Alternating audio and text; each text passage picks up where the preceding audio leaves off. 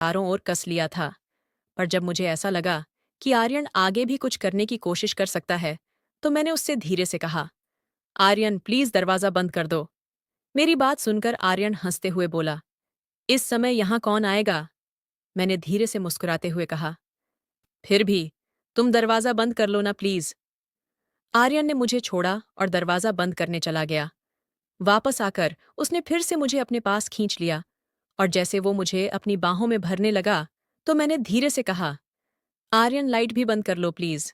और फिर हेलो दोस्तों, आज की इस रोमांचक कहानी में आप सभी का स्वागत है।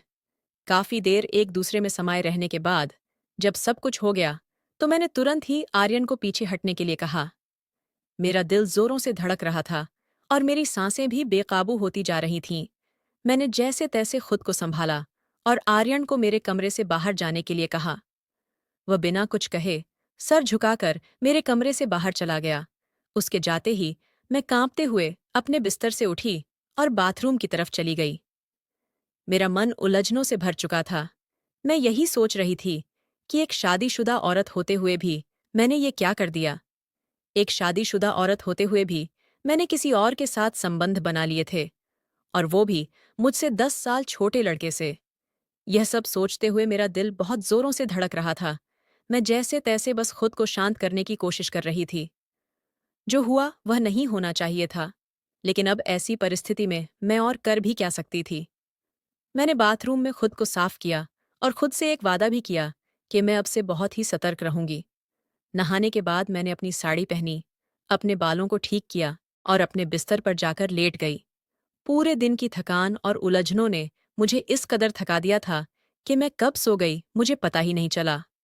रात के करीब 12 बजे हमारे मैनेडोर की घंटी बजी। मैं हड़बड़ा कर उठी और घड़ी की तरफ देखा तो घड़ी में 12 बज रहे थे। मैं जल्दी से दरवाजे की ओर बढ़ी और दरवाजा खोलते ही मैंने देखा कि सामने भावना खड़ी है और उसके साथ उसका छोटा बेटा चिराग भी है, जो लगभग 10 साल का था। भावना दीदी हमारी पड़ोसन है, जिसे हमारे घरेलू संबंध हैं। मैंने हड़बड़ाकर पूछा, भावना दीदी, आप इतनी रात को यहाँ क्या कर रही हो? सब ठीक तो है ना? भावना दीदी ने जवाब दिया, प्रिया, मेरे पापा की तबीयत बहुत ज्यादा खराब हो गई है। हमें अभी अभी खबर मिली है और हम तुरंत ही वहां जा रहे हैं। क्या तुम 2-3 दिनों के लिए चिराग को अपने साथ रख सकती हो? ये तुम्हें बिल्कुल भी तंग नहीं करेगा और हम जल्दी ही वापस लौट आएंगे। मैंने तुरंत कहा, कोई बात नहीं दीदी, यह भी तो आपका ही घर है। आप बेफिक्र होकर जाओ और चिराग की बिल्कुल भी चिंता मत करो। मैं इसका पूरा ध्यान रखूंगी। भावना दीदी ने चिराग को मेरे पास ही छोड़ दिया और जल्दबाजी में चली गईं। मैंने दरवाजा बंद कर लिया और चिराग को लेकर अंदर आ गई। मैंने चिराग के लिए टीवी ऑन कर दिया और उससे पूछा, चिराग क्या तुमने खाना खाया है? वो बोला, नहीं आंटी, अभी नहीं खाया है। मैंने मुस्कुराते हुए कहा, अच्छा तुम तब तक टीवी देखो, मैं अभी तुम्हारे लिए खाना लेकर आती हूँ। मैंने खाना गरम करके टेबल पर रख दिया और चिराग को खाना परोस दिया। चिराग खाना खाने लगा और मैं भी उसके पास वाली कुर्सी पर बैठ गई। आर्यन ने अभी तक खाना नहीं खाया था और मैं खुद उसे बुलाने नहीं जाना चाहती थी। मुझे पता था मैं उससे आंखें भी नहीं मिला पाऊंगी। मैं यही सोच रही थी कि जो कुछ भी हुआ उसमें किसकी गलती थी, मेरी गलती थी या फिर आर्यन की गलती थी। कुछ देर बाद मैंने आर्यन के कदमों की आहट सुनी और उसके कदमों की आहट सुनकर मैं अपने विचारों से बाहर आ गई। मैंने बिना उसकी ओर देखे उससे कहा, आर्यन तुम भी खाना खा लो, मैंने खाना गरम कर दिया है। वो मेरे बगल वाली कुर्सी पर ही बैठ गया और चुपचाप खाना खाने लगा। मैं भी खाना खा रही थी, लेकिन मेरी नजरें बार बार आर्यन की तरफ जा रही थीं। मैं यही सोचती रही कि एक शादीशुदा औरत होते हुए भी मैंने ये क्या कर दिया। आर्यन ने खाना खाते हुए मुझसे पूछा, ये बच्चा कौन है? मैंने बिना आंखें मिलाए उसे जवाब दिया, ये भावना दीदी का बेटा चिराग है। उनके पापा की तबीयत अचानक बहुत खराब हो गई है, इसलिए वो उनके पास गई हैं और चिराग को हमारे पास छोड़ गई हैं। इसके बाद हम दोनों के बीच कोई बात नहीं हुई और आर्यन खाना खाकर अपने कमरे में चला गया। मैंने सारे बर्तन उठाए और किचन में रख दिए, फिर चिराग को लेकर अपने कमरे में चली गई और दरवाज़ा अंदर से बंद कर लिया। मैंने चिराग को अपने साथ ही लिटा लिया, क्योंकि वो एक छोटा सा बच्चा ही तो है। अगर मैं उसको अलग लिटाती तो शायद रात में उसको डर लगने लगता। चिराग मेरे बेड पर ही लेटा था और जल्दी सो भी गया, लेकिन मैं जाग रही थी। शाम की थोड़ी देर की नींद के कारण अब मुझे नींद नहीं आ रही थी।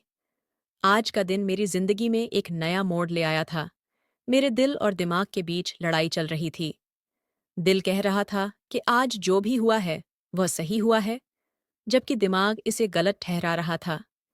मेरा दिल तो यही भी कह रहा था कि एक शादीशुदा औरत होते हुए भी मैं एक अधूरी सी जिंदगी जी रही थी, और अगर किस्मत ने मेरे लिए कोई रास्ता खोला तो इसमें क्या बुराई है। मैं अपने इन्हीं ख्यालों में खोई हुई थी कि अचानक से मेरे कमरे के दरवाजे पर दस्तक हुई। घर में मेरे और चिराग के अलावा सिर्फ आर्यन ही था, तो इसका मतलब दस्तक देने वाला आर्यन ही हो सकता था। मेरा दिल फिर से तेजी से धड़कने लगा था। मैंने चुपचाप लेटे रहने की कोशिश की, लेकिन दस्तक फिर से हुई। मैं यही सोच रही थी कि कहीं चिराग जाग न जाए, और यही सोचकर मैंने धीरे से उठकर दरवाजा खोल दिया। सामने आर्यन को देखकर मैं थोड़ा सा चौंक गई और उससे पूछा, अब क्या है, तुम यहाँ क्यों आए हो? आर्यन ने धीमी आवाज में मुझसे पूछा, क्या मैं अंदर आ सकता हूँ? मैंने कहा, नहीं, बिल्कुल भी नहीं, तुम जाओ यहाँ से। और इतना कहकर मैंने दरवाजा बंद कर दिया। मेरी सांसें तेज रही थीं और मेरे दिमाग में कई सवाल उठ रहे थे। मैं सोचने लगी कि ये अंदर क्यों आना चाहता है? क्या वो फिर से मेरे साथ कुछ गलत करना चाहता है? नहीं, ऐसा नहीं हो सकता। चिराग भी तो मेरे कमरे में है, और एक बार जो गलती मुझसे हो गई, वो मैं दोबारा नहीं दोहराऊंगी। अब ऐसा कभी भी नहीं होगा। लेकिन तभी मेरे दिल के कोने से एक आवाज आई, तो क्या हुआ अगर ऐसा हो भी गया? आखिरकार सबकी जिंदगी में ऐसे मौके आते हैं। अब जब एक बार सब कुछ हो ही चुका है, तो अगर दोबारा भी हो जाए, तो क्या फर्क पड़ जाएगा? पिछले कई सालों से तुमने अपने आप को रोक कर रखा है, और अब जब मौका मिला है तो इसे गंवाना ठीक नहीं है। जिंदगी ऐसे मौके बार बार नहीं देती। मैं बिस्तर पर बैठी इन्हीं ख्यालों में डूब चुकी थी कि अगर मौका मिला है, तो क्या इसे छोड़ देना चाहिए? आर्यन तो अभी जवान है, उसकी जिंदगी में तो ऐसे मौके और भी आएंगे, लेकिन मेरे लिए, मेरे पास तो बस यह एक ही मौका है। क्या मुझे अपनी जिंदगी जीने का हक नहीं है? मैं इन्हीं विचारों में उलझी हुई थी। मेरे दिल और दिमाग के बीच जंग हो रही थी। आखिरकार मेरे मन की आवाज ने मेरे दिल की आवाज पर जीत हासिल कर ली। मुझे आर्यन के प्रति अपने पिछले व्यवहार के बारे में सोचकर अफसोस सा होने लगा। मैंने उसे बहुत ही गुस्से से अपने कमरे से भगाया था, और इस बात का मुझे बहुत ही दुख हो रहा था। मैं मुस्कुराते हुए अपने बिस्तर से उठी और अलमारी में से एक आकर्षक लाल रंग का जोड़ा निकालकर पहनने का विचार किया, और फिर बाथरूम में जाकर कपड़े बदल दिए। कपड़े बदलने के बाद मैं अपने कमरे में आई, और कमरे में आकर मैंने अपना हल्का फुल्का सा मेकअप कर लिया। मैंने अपना लाल रंग वाला जोड़ा पहन लिया था और ऊंची हील वाली सैंडल भी पहन ली थी। मैं बहुत ही सुंदर लग रही थी, और मैं यह सोचकर मुस्कुरा रही थी कि अगर आर्यन मुझसे नाराज भी हो गया होगा, तो वो मुझे इस तरह देखकर बहुत ही खुश हो जाएगा। मैंने देख लिया था कि चिराग गहरी नींद में सो रहा है। मैंने धीरे से अपने कमरे की लाइट बंद कर दी और दरवाजा बंद करके सीढ़ियों से ऊपर चली आई। मेरा दिल जोर जोर से धड़क रहा था। जब मैं ऊपर पहुंची, तो मैंने देखा कि आर्यन के कमरे का दरवाजा खुला हुआ है और अंदर से हल्की हल्की रोशनी बाहर आ रही है। जब मैंने अंदर जाकर देखा, तो आर्यन वहां नहीं था। तब तक मुझे पीछे से किसी के कदमों की आहट सुनाई दी। जब मैंने मुड़कर देखा, तो वहां आर्यन खड़ा था। जब आर्यन मेरे करीब आया, तो मैंने झिझकते हुए पूछा, तुम अभी तक सोए क्यों नहीं? आर्यन ने आगे बढ़कर मेरे एक हाथ को अपने हाथ में थाम लिया।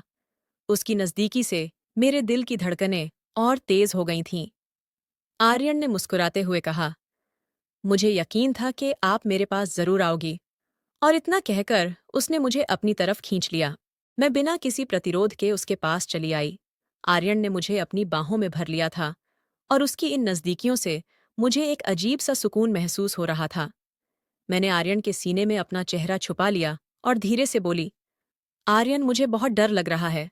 मेरी यह बात सुनकर आर्यन ने मुझे और भी ज्यादा प्यार से अपनी बाहों में कस लिया और पूछा, डर किस बात का लग रहा है?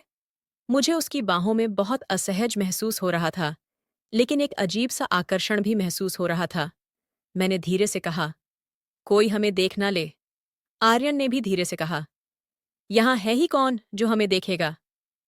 आर्यन ने मुझे अपनी बाहों में कस लिया, लेकिन मैंने हिम्मत जताकर कहा, आर्यन अभी नहीं, यहाँ नहीं। आर्यन मेरे संकेत को समझ गया और वो मेरा हाथ थामकर मुझे अपने कमरे की ओर ले गया। जब मैं कमरे में पहुंची तो मेरी धड़कन और तेज हो गई। कमरे में पहुंचते ही आर्यन ने लाइट जलाई और फिर धीरे से मुझे अपनी बाहों में भर लिया। मैंने अपनी पीठ को अर्जुन के सीने से सटा दिया। हालांकि मैं अभी भी थोड़ा सा घबराई हुई थी, लेकिन आर्यन के सीने से लगकर मुझे थोड़ा सा सुकून मिल रहा था। उसने धीरे से मेरी गर्दन पर अपना सिर रख दिया, जिससे मेरा दिल जोरों से धड़कने लगा। आर्यन ने अपनी प्यारी आवाज में कहा, आज तो आपका हुस्न कुछ खास ही लग रहा है। आर्यन के होंठ मेरी गर्दन पर और उसका एक हाथ धीरे धीरे मेरी कमर के आसपास घूम रहा था। उसकी इस नज़दीकी का एहसास मुझे पागल कर रहा था, लेकिन मैं खुद को काबू करने की कोशिश कर रही थी। मैंने यह सब पहले कभी भी महसूस नहीं किया था। आर्यन ने मुझे चूमते हुए कहा, आपकी खूबसूरती ने तो मुझे घायल ही कर दिया है। फिर उसने अपने हाथ में पकड़े हुए ग्लास को मेरे होठों के पास ले जाकर कहा, इसमें जो भी है वो थोड़ा सा पी लो। मैंने उसे मना करते हुए कहा, नहीं आर्यन, मैंने पहले कभी भी नहीं पी है। और यह कहकर मैंने ग्लास को अपने होठों से दूर कर दिया। उसकी मीठी बातें से मेरी सारी हिचकिचाहट दूर हो गई और आर्यन ने जैसे ही ग्लास को फिर से मेरे होठों के पास लाया तो मैंने कुछ घूंट ले लिए। शुरुआत में मुझे उसका स्वाद थोड़ा कड़वा सा लगा, लेकिन कुछ और घूंट पीने के बाद इसका स्वाद मुझे अच्छा लगने लगा था। इस दौरान आर्यन एक हाथ से मेरे कंधे को हल्के से छूते हुए धीरे धीरे ग्लास में मौजूद सारी शराब मुझे पिलाता रहा। थोड़ी देर में तरफ देखते हुए बोला, आज तो आप बहुत ही सुंदर लग रही हो। इन हाई हील्स में आपके नाजुक पैर बहुत सुंदर लग रहे हैं। अब धीरे धीरे मुझे भी शराब का असर होने लगा था। अपनी तारीफ सुनकर मैं पहले तो थोड़ा सा झिझकी, लेकिन फिर मुस्कुराते हुए बोली, तो किसने रोका है, अपनी सारी चाहत पूरी कर लो। इतना सुनते ही आर्यन ने मेरे पैरों को बड़े सम्मान के साथ हल्के से छुआ। ये सब देखकर मुझे यकीन ही नहीं हो रहा था कि कोई मुझे इतनी गहराई से पसंद कर सकता है कि मेरे पैरों को भी इस कदर से सराह रहा है। आर्यन ने मुझे अपनी बाहों में लेकर हल्के हल्के मेरी गर्दन पर चुंबन देना शुरू कर दिया। मैं भी आर्यन की बाहों में एक सुकून महसूस कर रही थी। शराब का हल्का हल्का असर मेरी खुशी को और भी बढ़ा रहा था। मैंने भी अपनी बाहों को आर्यन की कमर के चारों ओर कस लिया था। पर जब मुझे ऐसा लगा कि आर्यन आगे भी कुछ करने की कोशिश कर सकता है, तो मैंने उससे धीरे से कहा, आर्यन प्लीज दरवाजा बंद कर दो। मेरी बात सुनकर आर्यन हंसते हुए बोला, इस समय यहाँ कौन आएगा? मैंने धीरे से मुस्कुराते हुए कहा, फिर भी तुम दरवाजा बंद कर लो ना प्लीज। आर्यन ने मुझे छोड़ा और दरवाजा बंद करने चला गया।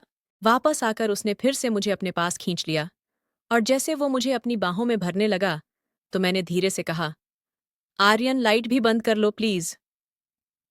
लाइट बंद होने के बाद हम दोनों एक दूसरे में समा गए और सारी रात ऐसे ही गुजर गई। अब मैं अपनी जिंदगी में खुश थी कि मुझे अकेले इतनी बड़ी जिंदगी नहीं गुजारनी पड़ेगी। कमेंट करके ज़रूर बताइएगा कि आपको ये कहानी कैसी लगी। अगर आपको ये कहानी पसंद आई हो तो इसे लाइक करें और अपने दोस्तों के साथ भी शेयर